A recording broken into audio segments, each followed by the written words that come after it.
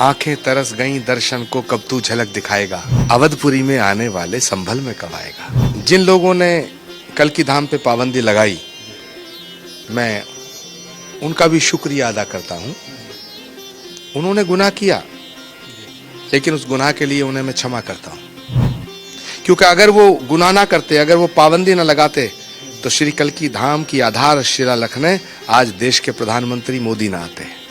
अयोध्या के राम मंदिर के बाद एक बड़ा महोत्सव संभल के एक छोटे से गांव में होने जा रहा है, जहां पर कल की पीठ स्थापित है और अब कल की धाम का शिलान्यास करने खुद प्रधानमंत्री नरेंद्र मोदी आ रहे हैं। और इस वक्त हमारे साथ हैं कल की धाम के पीठाधीश्वर आचार्य प्रमोद कृष्णम जी। प्रमोद कृष्णम जी, भारत एक्सप्रेस में आपका स्वागत है। नरेंद्र मोदी आ रहे हैं 19 फरवरी, तो एक ऐतिहासिक दिन बनने जा रहा है, क्योंकि कल्कि का अवतार तो बहुत सालों बाद होगा, कब होगा लोग इंतजार में, लेकिन एक धाम बनने जा रहा है। ये अपने आप में एक पहली घटना है।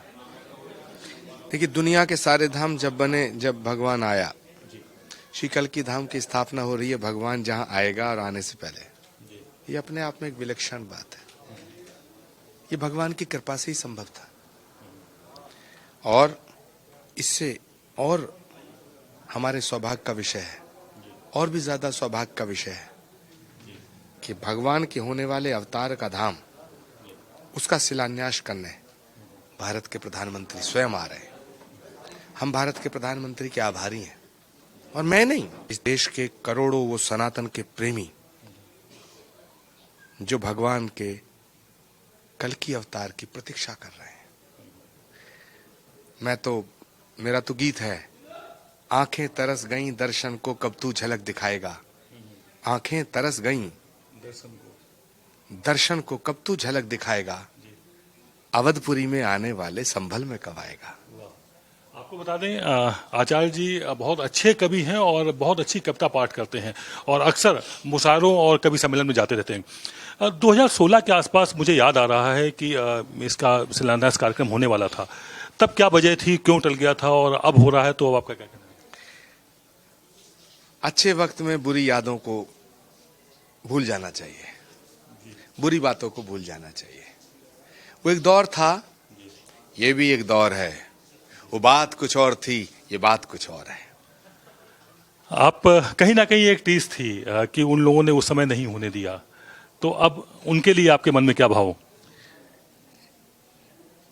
जिन लोगों ने कल की धाम पे पाबंदी लगाई, मैं उनका भी शुक्रिया अदा करता हूं।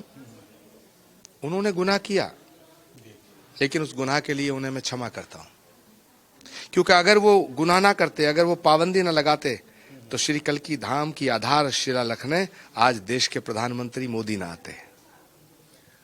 संत का स्वभाव भी होता है गुनहगार को क्षमा कर देना, और उसके बाद अगर आप थोड़ा सा भी धैर्य रखते हैं तो रिजल्ट बहुत अच्छे आते हैं। शायद यही बात प्रमोद जी भी कहना चाहते हैं। आचार्य जी, आपसे समझना ये चाहेंगे, क्या कुछ खासियत होगी, कितने लोगों को आपने आमंत्रित किया हुआ है इस कार्यक्रम?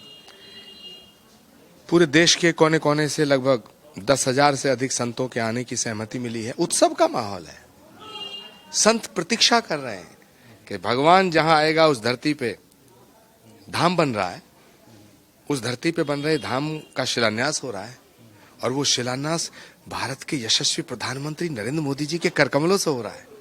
इस घड़ी को कैद करना चाहते हैं अपनी आंखों में। पूरे देश के संतों में उत्साह है, लाखों भक्त आ रहे हैं, हम सबका स्वागत कर रहे हैं, हम सबका स्वागत करेंगे।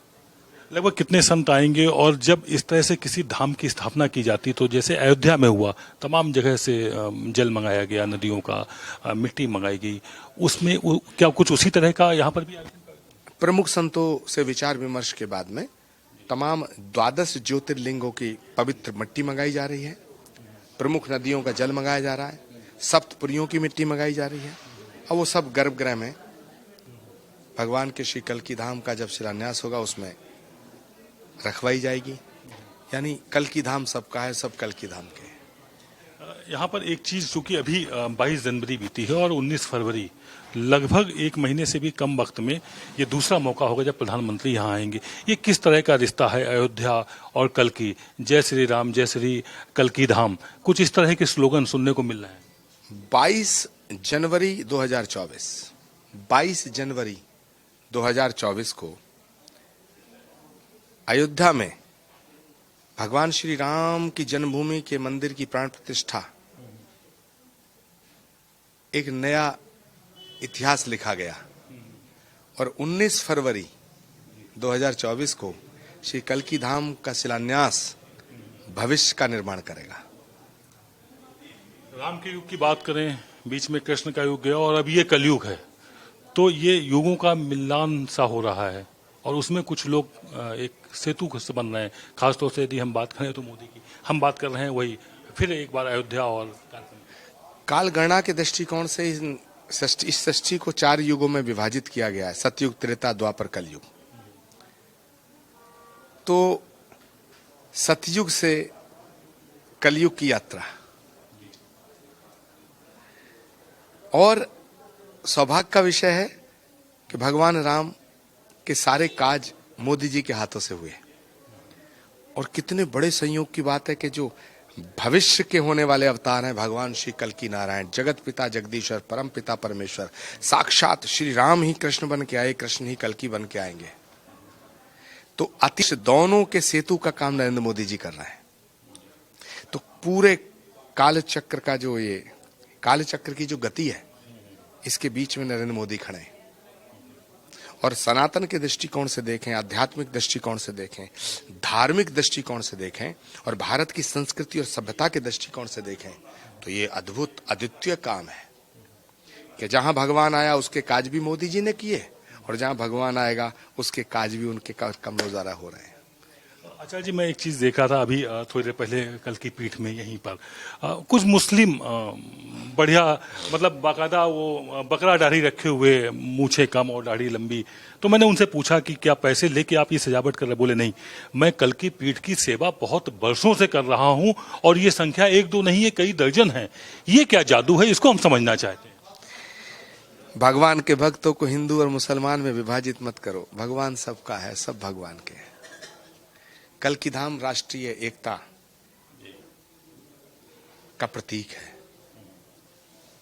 सनातन से भारत को अलग नहीं किया जा सकता है और भारत से सनातन को अलग नहीं किया जा सकता है। इसीलिए कल्की धाम हर भारतवासी का है।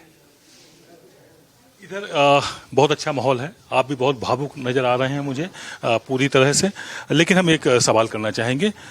पिछले दिनों एक पत्र कांग्रेस पार्टी ने जारी किया और 6 सालों के लिए आपको निष्कासन की बात कही गई है, उस पर क्या कहेंगे? कांग्रेस ने जो किया मैं उसका आभार व्यक्त करना चाहता हूं। कांग्रेस के नेताओं का मैं बड़ा आभारी हूं जिन्होंने मुझ पे बड़ा उपकार किया। मेरे सिर पे एक बोझ था, उसे हटा दिया। इससे ज्यादा मैं आज कुछ राजनीति पर बात नहीं करना चाहता हूं। 19 फरवरी को भगवान श्री कल्की के धाम का शिलान्यास होने के पश्चात फिर दिल खोल के बातें करेंगे, आपके हर सवाल का जवाब दूंगा। ये थी हमारी खास बातचीत आचार्य प्रमोद कृष्णम से। 19 के बाद ये तो तय बात है कि कुछ ना कुछ एक नई राजनीतिक घोषणा आचार्य जी के द्वारा होगी और वो धमाकेदार ही होगी। कैमरा पर्सन पवन शर्मा के साथ आदित्य द्विवेदी, भारत एक्सप्रेस, कल्की धाम, संभल।